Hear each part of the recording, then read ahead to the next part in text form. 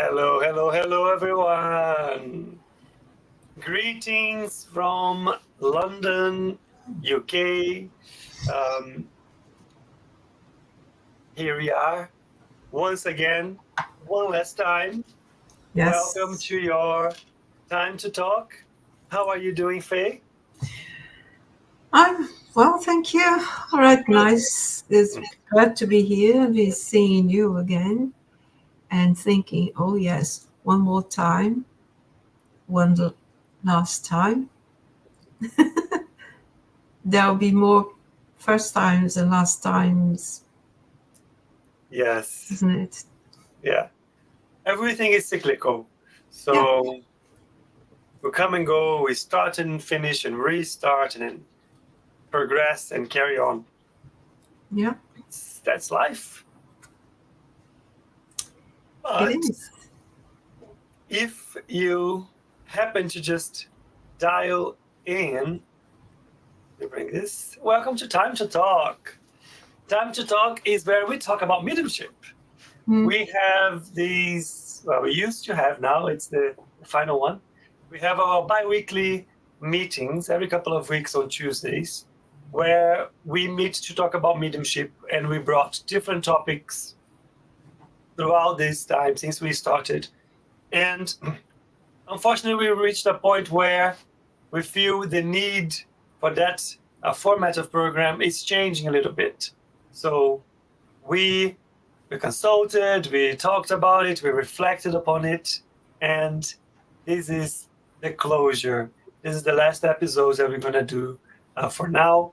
We will have a think, reflect, ask for inspiration, think about what is next,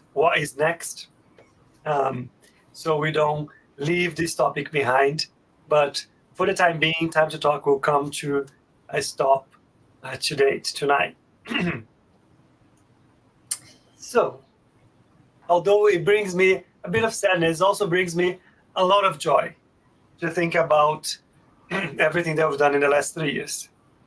For one last time, let's say hello and thank you to our broadcasters. So, Time to Talk is brought to you by the Spiritist Society of London, SSL, it's a Spiritist group in the UK where we are dedicated to studying Spiritism. We have multiple sessions during the week, online, face-to-face. If you'd like to know more about it, go check our page. SSL is affiliated to BUS, the British Union of Spiritist Societies. And BUS is a union, a federation. Well, it's like a federation.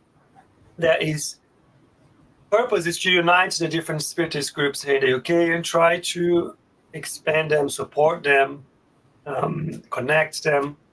BUS also organizes a lot of different initiatives, a lot of content and material about Spiritism, so go check their page and follow their channels.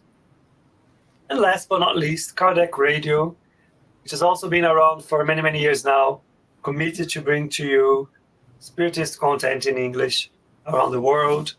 Go check their page and like them so you don't miss on their content either. Episode 70, that's what we have today. And as I said, today's closure.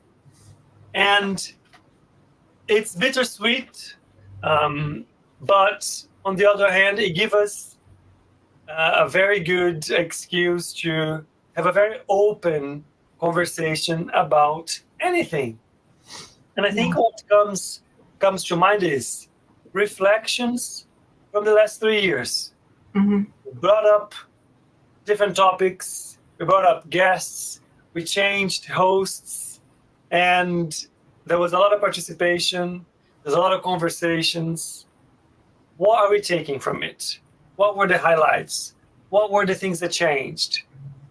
That's the reflection and the ask we're going to leave tonight. So if you are here with us, as usual, send your hello, send your name, where you're from. We're going to bring up here, we're going to say hello back to you. And also, from mediumship, if you've seen a program before, why don't you bring to us one of the questions or topics that you thought that were more interesting and more useful? Or if there's anything still a bug in your mind, why don't you drop them on the chat, and then we'll bring them up here. We're going to have a conversation about that. I've been talking a lot since we started. So, Faye, you.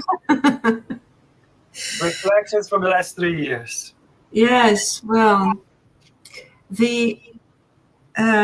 all this exercise of reflecting on the various topics has been wonderful.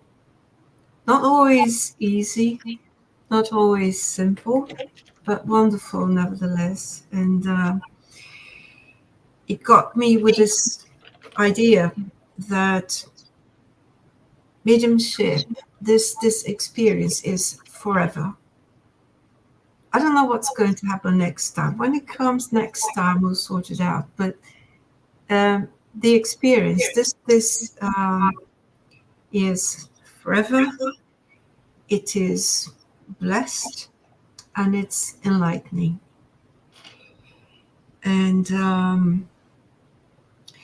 that this series and the amount of reflections and reflecting on things, so that we could bring you all ideas to be shared, things that could be thought-provoking to you and to us. Oh yes, we had to think a lot.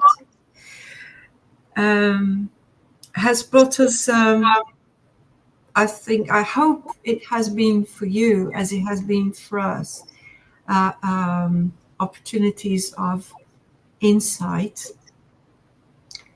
and foresight, in the sense that it brings a new focus. Because from every bit of insight, there was a new shift, there was a new focus, and it was like a flashlight shed on the way so that we could have a firm step forward. It didn't have to be many steps. We didn't, and sometimes we would go too far, but the next steps would be surer than the previous. So we would trust the guidance, and we trust the understanding to move on one more bit. And isn't that what life is about? You know, the wheel is spinning, and it spins as we go with it. We don't go in a straight line, we go in spiral lines, don't we? And we go up and down and around in circles. And if that's true, then this means that we trace the same orientation, but only a step further. So the wheel is spinning. We get to this point, but not exactly the same point. It's a step further. So that's why I say it's a spiral. And in that spiral, we all meet. And when we meet, we're not the same. Yeah. We're never the same. Isn't that a saying, Faye, that if a man goes into the river, the man comes out, the man will never be the same, and the river will never be the same? Precisely. Yeah. And I feel like it was a great journey, because you mentioned about the reflection and the preparation and stuff that goes into it. And every time I'm asked to do a talk, a lecture, I don't like to say that. Every time I'm invited to talk about a specific topic, I always say, okay, this is an opportunity for me to study, because I need to learn about this. I need to focus on this. I need to prepare myself. And usually, if I'm given the freedom to ask, freedom to choose the topic, I think about, what do I need to work on myself? I need to be selfish about this one. What do I need to work on myself? What do I need to learn? What do I need to change? And focus on that. And I feel like these last 3 years, having this program was that opportunity for me to learn and study and read and reflect a lot about mediumship. Yeah.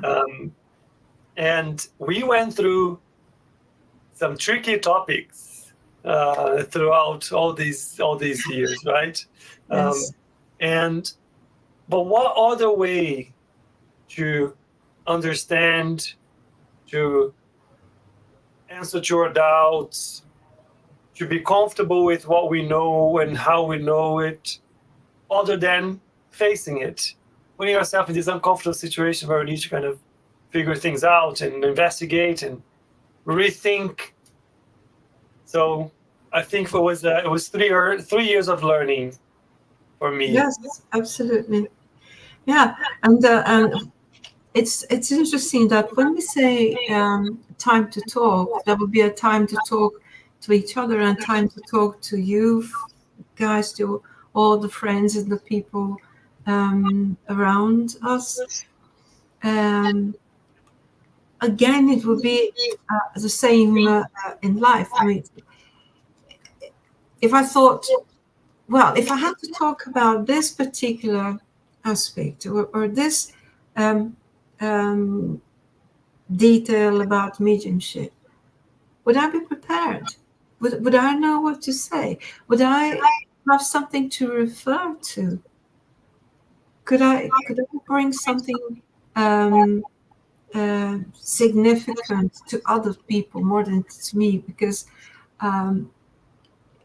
could I be a strong speaker in the sense that I could, if I talked to a friend, just say, look, don't take my word for it, because I'm just telling you what I've heard, what I read. But you can go to this and that book or this and that lecture. Refer to that person. Listen to them. Think with them. And don't take my word for it. Which was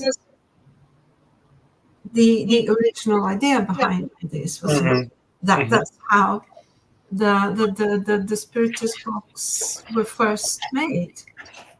Yeah. When with Caldas saying, well, don't take my word for it. You go, what do you think? Yeah. But what's the basis for your thought? What's the basis for your conclusion? And I think that develops. It doesn't have to be anything so compartmentalized. It can be informal, but inevitably it brings maturity, doesn't it? I think you mentioned something that for me is key, and I've been thinking about what were the main, I guess, hopes that I had for all of these years with Time to Talk. And one of them was to bring that element of reasoning to the topic of mediumship.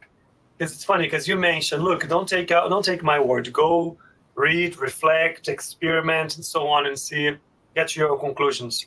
And behind Spiritism, we have that aspect, which is like understand what is behind what the message you are receiving, right?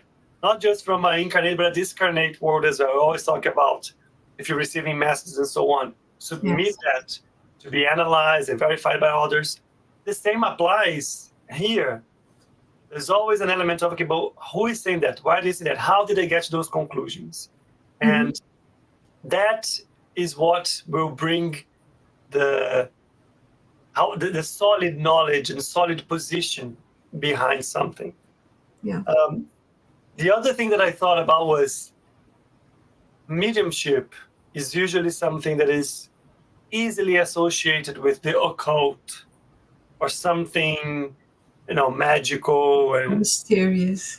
And I think our hope that one day somebody who is going through something or looking for something that only had exposure to that perspective on mediumship can find us and see how grounded we are, how much we are looking at mediumship from a very serious perspective, matter of fact, understanding that mediumship is just natural. It's part of our lives, our day-to-day. It's not something, ethereal and magical that is there. It's something quite sobering. It is. And Yeah. I hope that we have the chance for people to find this perspective as well. Yeah, that's precisely very nicely put. Is the one key element of what we tried to do, to try to bring, demystify a lot of things that were labeled as inaccessible, as mysterious, something that would be beyond understanding. This one thing, friends, is that we say there's nothing beyond understanding. There is the amount of growth, that there is the amount of information that anyone can acquire to understand things at different levels. I've already I said once, I find astrophysics fascinating. Can I talk about it? No. Do I like listening about it, seeing images? Oh, yes, I do. But if it's my aim to get to the point to lead a conversation, an intelligent, profound conversation with a specialist, with a scientist, what is it that I need to do? Is it bad? Am I out of this circle? Well, I'm not out of the circle isn't in the sense that I've been kept out. It's just I did not step in. I did not choose to step in. But if I do, could I do that? Yeah. Nothing and no one is telling me that I cannot. So when we talk about any aspects of mediumship, when you say it's grounded, it's in that sense. It's not because I can't talk about it that I am necessarily kept out of it. There isn't anything like, look, I'm here, you there, this is my knowledge, take my word for it. No. Never. Yeah. And that is refreshing, because what we were trying to say to invite people is that say, look, yeah, we can talk about this, and that there will be people that can talk much and better and deeper with a lot and more resources than I could possibly do. I accept that, because I thought, well, I'm not brilliant. I can be better, but I don't think I'm brilliant to the point that I think that Rafael is brilliant and other people I like listening to are brilliant. But if I work hard in the way that he has worked hard and other people have, can I get better? Absolutely, I can. Do I choose to be there? Well, that's another story. Maybe not. Why? Because I feel I'm happy where I am, and I see a focus, and I see a way where I am. I don't have to be there. I don't have to be in other people's shoes all the time. But it helps if I learn to be tolerant and accepting that people, not everyone thinks like me or even sees things through my perspective. Yeah. Yeah. Thank you, Faye. I wouldn't put myself as a reference, but thank you. I will say thank you for your compliment. We have a message from Gisela. Gisela is saying, the last episode of the series, but the first for me, looking forward to learning more about mediumship and mediumistic capabilities. You're very welcome. It's great to have you, Gisela, with us. We'll have 70 episodes of different topics available in our channel. If you have any questions, you know where to find us. But when you were talking, Faye, I kept thinking about the different. There are some items that we kept going back to. No matter what kind of subject we brought up, we would always go back to some specific items. Yeah. One of them was we were always talking about the organic element of mediumship.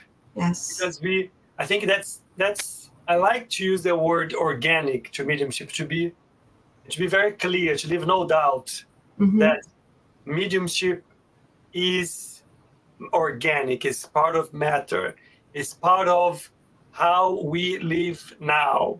Yes. And again, here we talk about mediumship in the wider term that everybody's a medium, because everybody to a certain degree is able to interact, be influence spirits. Usually when we talk about mediumship, we talk about ostensive mediumship, which are people that have an additional element to them where they can hear, see, feel more clearly, sometimes even allow things to move or materialize and so on. Yes. But usually we associate mediums to those people, the people that have ostensive mediumship. We always go back to, yes, there are people that have those abilities. But in the end, mediumship is everywhere, every day, everyone. We kept going back to that because one of the key items that we always talked about in terms of developing your mediumship that is key to us is to know ourselves. Yeah. I think that's probably one of the things that we always go back to, because we talked about the moral aspect of being a medium and how it's only by, being linked and dedicated to improving yourself and your habits, your thoughts. That's the only way that you can protect and help yourself as a medium.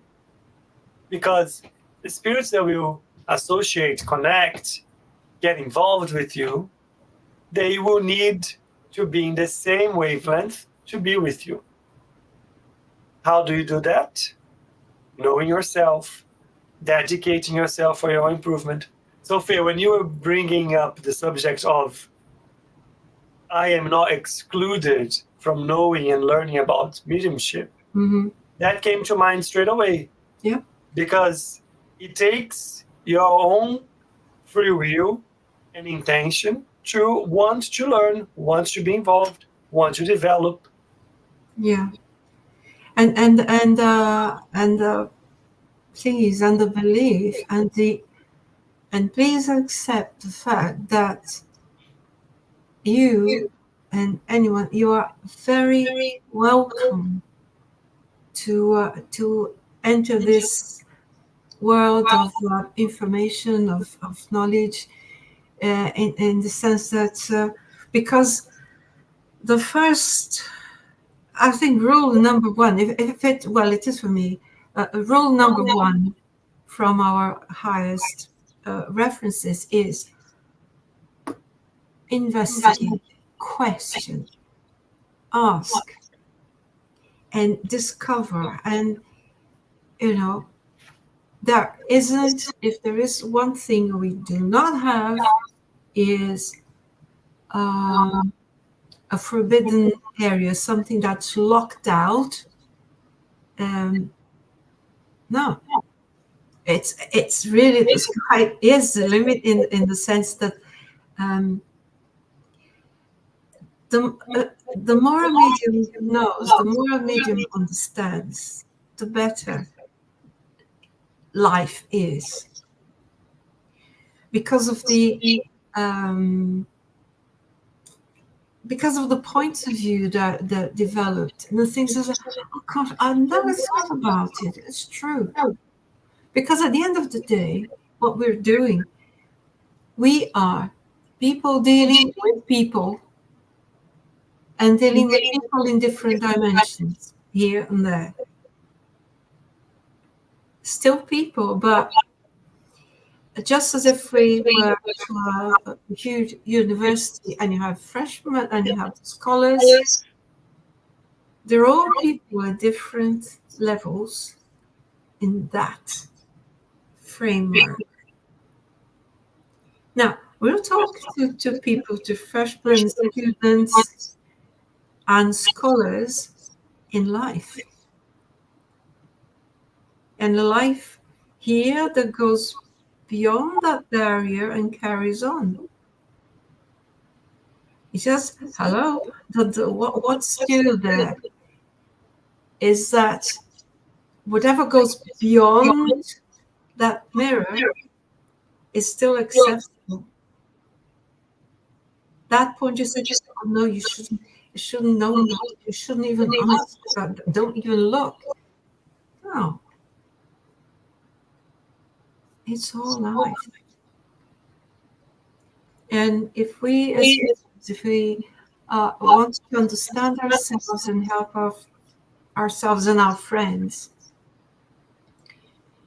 and spirits, people in another dimension, we've got to know how to understand people. Mm-hmm. Yeah. And I can tell you for myself, I've always found myself a kind of a very sick girl in this lesson.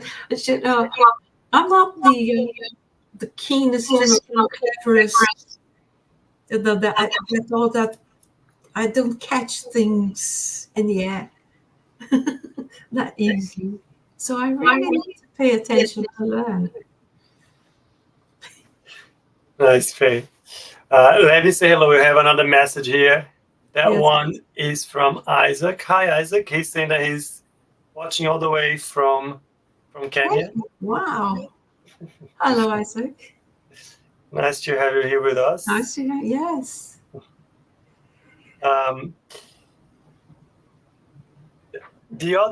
Sorry, Faye. As you were speaking, I was thinking about the other element. I was looking at. I was thinking about elements that kept coming back. Mm-hmm. Right? Yes. And the idea or the understanding of the usage and the working. What is work with mediumship? There's also something that I think is one of the words that is probably repeated the most. If we were to get a transcript of all of the episodes, I think the word work will come up a lot. Yes. And I think that comes also from the understanding of where and how is mediumship applied, right? What is mediumship for? How to use it, and etc. And sometimes and usually people will find the first contact with mediumship through something that is uncomfortable. Mm-hmm. It might be something that they are suffering with, or there might be something that a family member might be going through, and so on. And it's difficult even to realize that is mediumship. And once that is a bit more discovered, then we go, okay, but how do I go about overcoming this, fixing it, and so on? And we would always say, look, we have good news and I have bad news. The bad news is it's not an on and off button that you can just press and plug and unplug as needed. But the good news is that there is ways of getting under control, understanding it, bringing it to a situation of balance.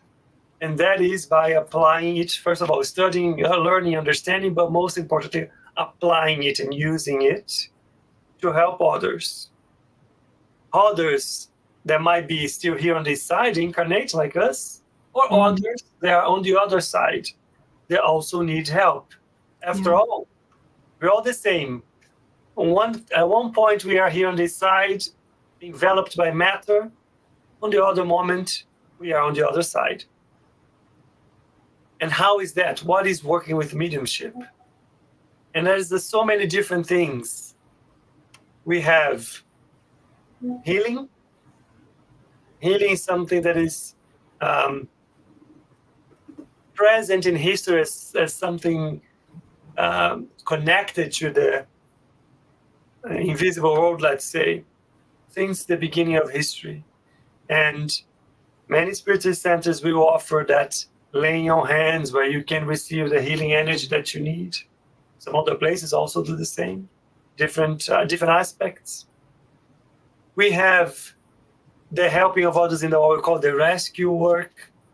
We have specific mediums where we have a meeting, and the mediums will receive the messages of spirits that are in need of help.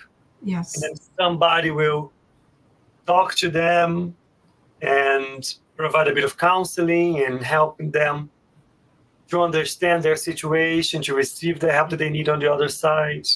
Yes. We have the vibrations, specific moments where we are sending specific energy and donating the energy to other people that are in need, and many other aspects. Exactly.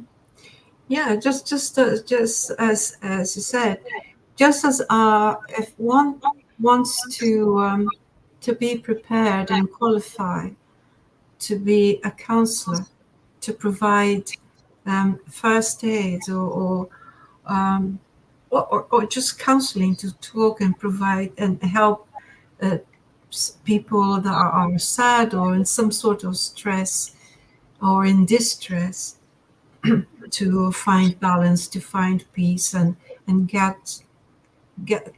gather themselves together and to move on, to find a solution so they don't feel so lost at any given point in life.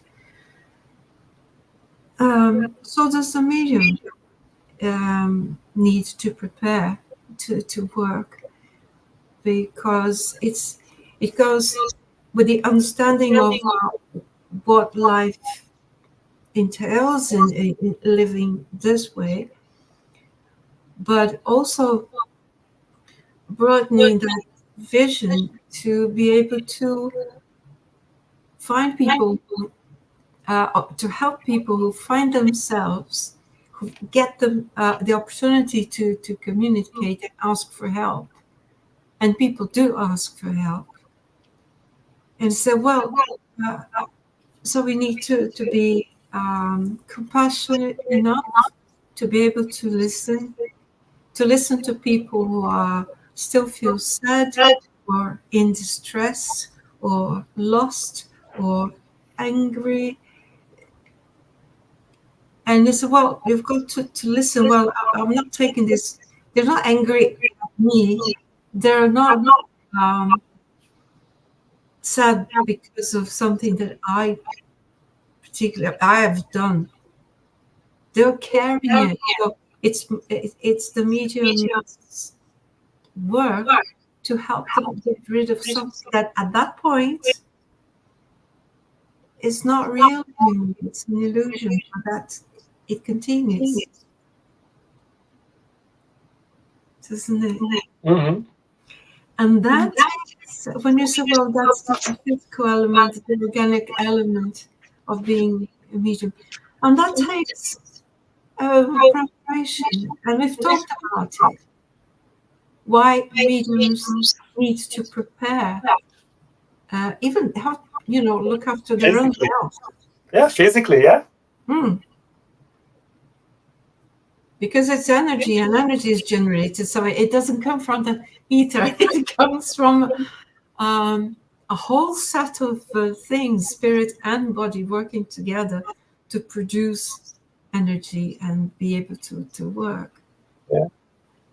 Not only that, right? Sometimes we were talking about receiving channeling as spirit is in need of something. That moment of channeling, that's a moment where that spirit who is suffering or feeling something uncomfortable gets in contact with the feelings, the energy of your body as a medium. Yeah. And therefore, you need to be as well as possible in your functioning, so that that shock, let's say, between the two helps the spirits to kind of move away from whatever uncomfortable situation they are experimenting and experiencing. Yeah.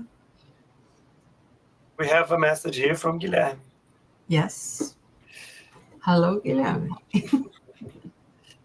Guilherme, it's super nice to have you in the beginning of our journey as well. Yes.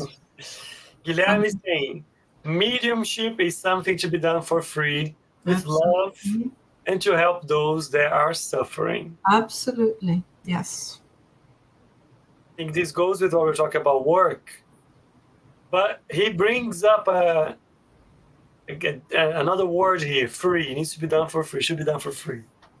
And as we said, mediumship is around us, right? It's available everywhere. It's not something that is the propriety of Spiritism. It is what it is. Different groups, different religions, they will use mediumship in different ways, will call it different things, and it's up to them. But what we understand based on our reflections and studies is something is given to you for free, then you should use and share and give that back for free as well. Yes. So that element brings another word for me that is a word that we also mentioned episode after episode after episode. I think one of the episodes actually was just that word, responsibility. Yes. Accountability. Yes. If we are mediums, if you're involved with mediumship or whatever that is, why is that? Why me? Why do I have this? What should I do with it? How to put that to use? We are all here in this life to learn, to progress, to come out of it better than when we started. So if there's something that is available to you, use it to help others, so that at the end of it, of this phase, you can come out of this life saying, there was some positive, some good stuff that I dedicated myself to, that generated impact for others. That will mean my dedication and donation of my time and my energy to work, to help others, to the ones in need, and so on. The responsibility is there, right? Exactly. And like Guilherme says it many times, it's charity. So acknowledging, recognizing mediumship and making it and preparing it to be able to serve other people is a form of charity.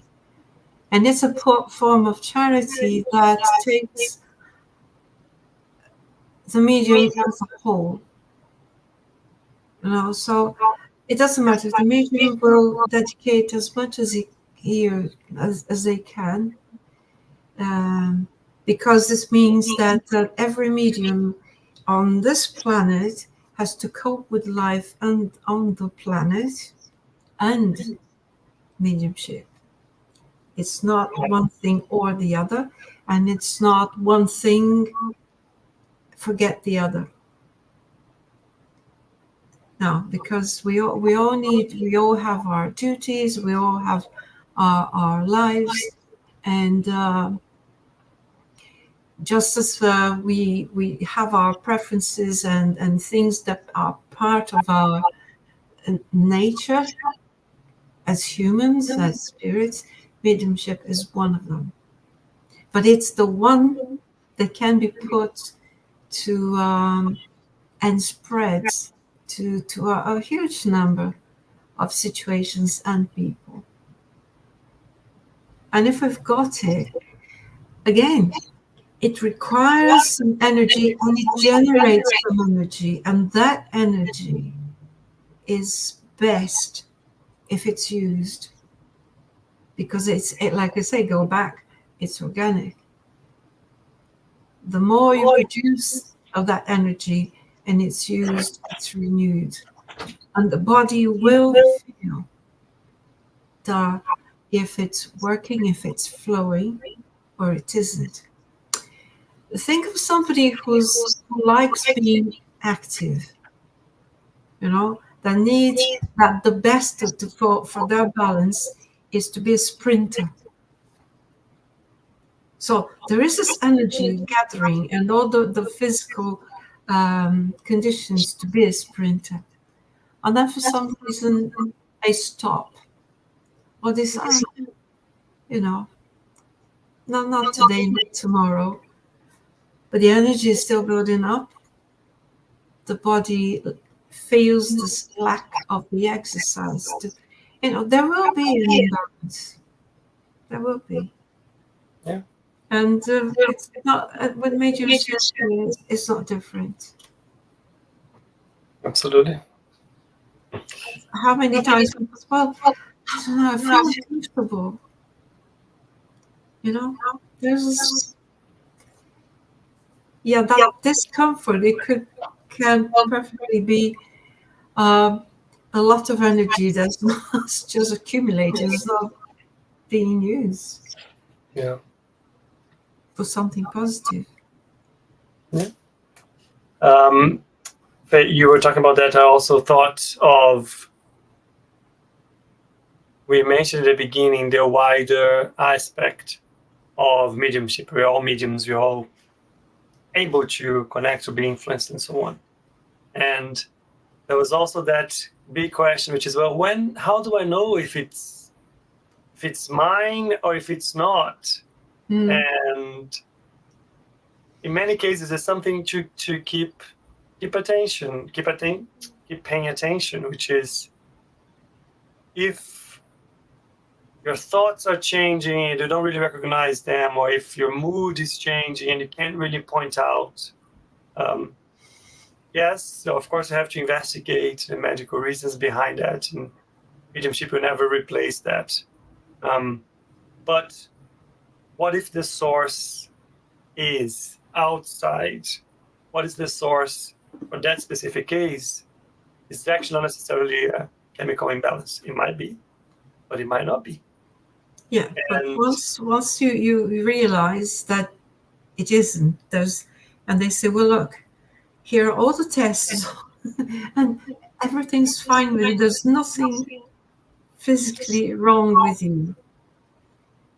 That may be a time to start wondering. Exactly. Where that is coming from. And we were to go back to, but how do I know? Go back to know thyself. As we mentioned that a lot, like knowing yourself is key to understand and identify. As you start that exercise, after a while you realize, oh, this thought came from nowhere, or there's no reason why I'm feeling like this. So, what's going on? Who is here? Why are you here? How can I help you? Let's move on from this. Just something else that came to my mind. Guilherme sent another question to us. Please. Where should I be looking for information about mediumship? Great question.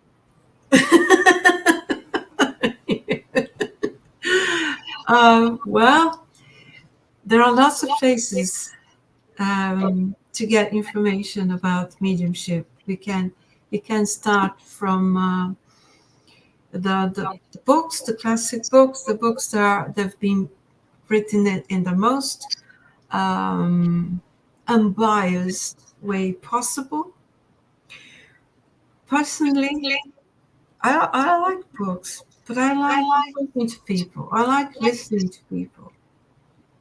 Because reading books alone is brilliant, but it always gave me a feeling of isolation, of distancing.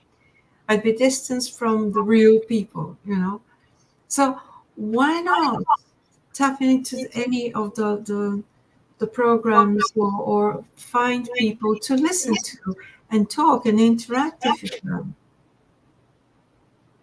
Mm-hmm. What do you think? Absolutely. I would agree. I was going to say the same. I think a couple of things that come to my mind is go to books, but which books? How to find them? How do I know which book to read and trust? And Allan Kardec is probably the one that you cannot go wrong with. One, yes. And you can find Allan Kardec's books online, available for free download, or you can find them to buy them online or in shops anyways. It's very easy. Yes. Kardec, he, in very short terms, he combined, analyzed, grouped all of the information, all of the knowledge that was brought to us through mediumship, categorized it, organized it, and made it into books that would explain the different aspects that came from the spirits. There's one book in specific, which is the Medium's book. Mm-hmm. And that book is a guide that explains the majority of the aspects about mediumship. It explains what was done and how to do mediumship meetings, how to go about it, what you need to be careful on it, how to prepare, and so on. So that would be a good one to start with. But as Faye said, there's so many spiritist groups that are able to help you in that journey as well, that can provide you with additional support, opportunities to work, opportunities to learn. If you'd like to know more, for instance, about the spiritist groups here in the UK, you can go to BUS website, www.bus.org.uk, and there you have a list of all of the spiritist groups here in the UK. Those are groups that can help you out if they are local to you, or if you'd like to check and talk to them online, the information will be there. If you are not in the UK and you're looking for a group, feel free to contact us through BUS, and we'll be able to help you as well in the location that you are. Yeah, and especially for those who are of English-speaking countries, or people who feel comfortable in speaking English, or with then there's a lot going on. There's a lot that's been done. The books that have been translated into English. Lots of chats, lessons, reflections, lectures, all sorts done in English by people who are not of English origin. Sometimes they're Americans, but it doesn't matter. You know, it's a language that has got now gives access to a huge amount of information, and all done in a very we say lectures because they're not they're classes, they're usually chats. Okay, we don't like, there is a formality in the sense that there's the respect that marks everything that we do, but it's not formal in the sense that it becomes inaccessible, that people cannot ask and even question. So there will always be someone, a group, someone who you feel more empathy, that you empathize, that you feel a connection. There is a sort of a chemistry with this group or that group. It doesn't matter. Or you may listen to some program and you feel, I'm not quite sure. Not because it's not what I'm expecting, not because they're not saying what I would like to hear, but sometimes it's just a matter of chemistry. Well, you don't have to be in group A, B, C, or Z. You will find the one that you think fits your moment, and they're all lovely and friendly and really down to earth, if you allow me. No pun intended, but yes. But in that sense that we we're talking about practicality, the practical things in life. Even if there's subtleties in life, they're still practical. They're still life. Yeah. Yeah. Absolutely. We have one more question. Yes. Go So on. Gisela is asking us, that's a very good question. There's so much that can unpack from that question. How can a novice medium learn to differentiate between spirits of light and those spirits which might have misguided intentions? So many things come to my mind. But I'll let you go first, Faye. So go on. Right. Few things. First one that came to my mind is when you are in contact with a spirit, usually you feel how the spirit's feeling. And a spirit that is of light, who is trying to bring positive message, good intention, healing, direction, guidance in an elevated way, there will be an element of feeling in contact with that spirit for the medium that can tell about the real nature of that spirit. As the opposite of a spirit that has something heavier, misguided, disruptive. So I think the first element is that one. The second one would be, you know, people. How do you know somebody is a good friend or not? How do you know somebody is a good companion or not? How do you know if you want somebody as part of your group or not? It's by their fruits, right? You know a tree by their fruits. What is it that they are telling? What is the content? When are they sending the messages? Is it consistent? Are there other groups that you can contact and ask to validate the message, and to ask about the message that you are receiving? The consistency around the message that you receive will give you an indication of that as well. I touched a point which is the when things are coming. Mediumship, as I said, it doesn't have a on and off button, but through the process of learning and developing it, you learn to control it, bring it to a balanced situation. How do you do that? Is by discipline of how you use it.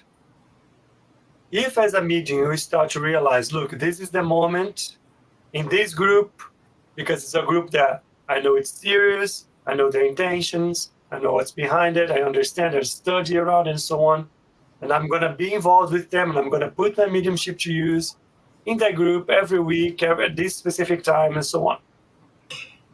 And you have a spirit that keeps coming and trying to not respect that and come in a different moment when it's an inconvenience to you, when it's, that's already giving you an indication that perhaps that spirit's not connected with the discipline and seriousness of the work that you're involved. So that would be another indication.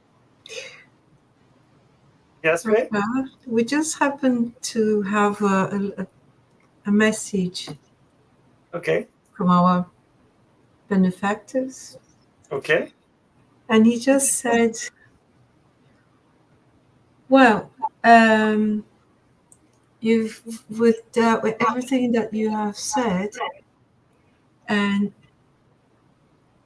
you've got to bear in mind the things that good spirits do and the things that they don't.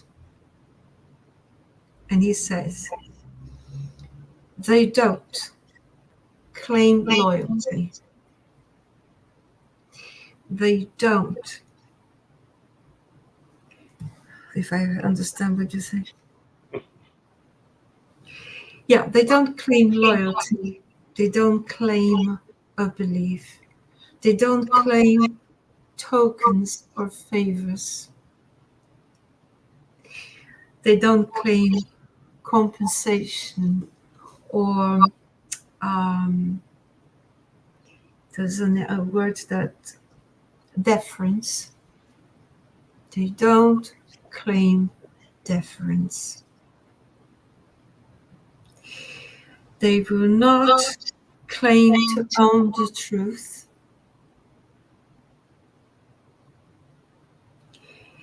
And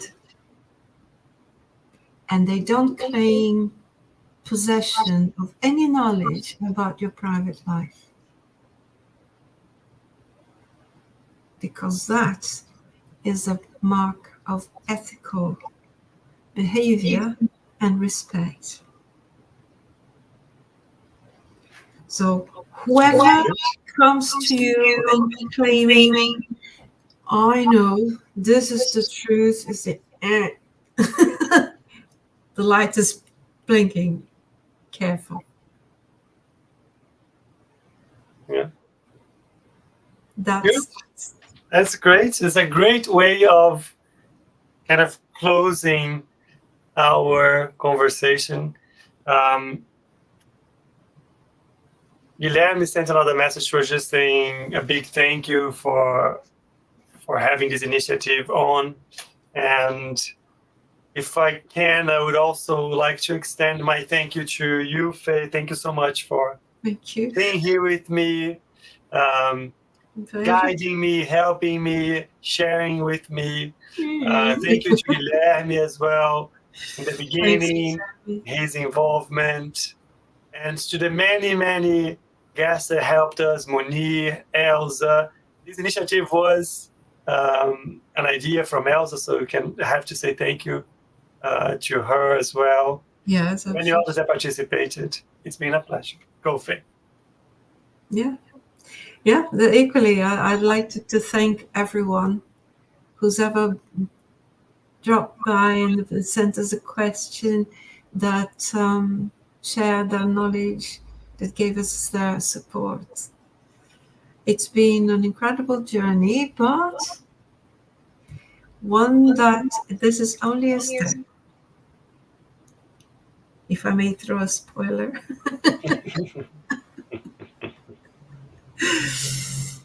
This is a phase, it's a cycle that has completed itself in this format. Yeah. Well, as we said, we talked about work. The work never ends, so we'll see what's next. Keep soon